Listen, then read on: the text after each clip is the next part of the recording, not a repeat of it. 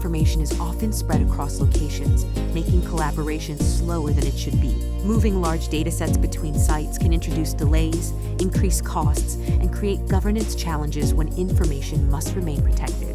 Modern organizations need a better way to access and work with distributed data while keeping it under local control. Together with Vcinity, HPE Private Cloud AI provides a secure foundation for high-performance access to data across edge, core, and cloud environments without unnecessary movement or replication.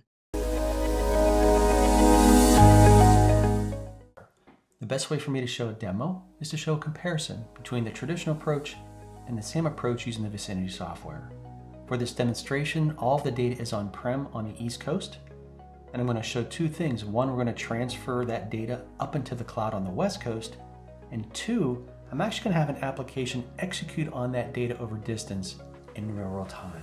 What I've done is I've logged into the two instances that are in the cloud. The traditional approach is on the left-hand side, the Vcinity version on the right-hand side in blue.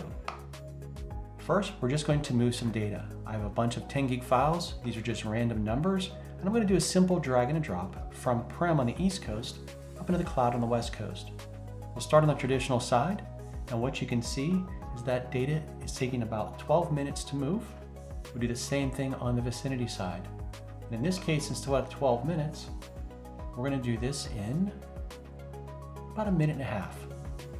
Second part of the demo, we're going to bring up an application.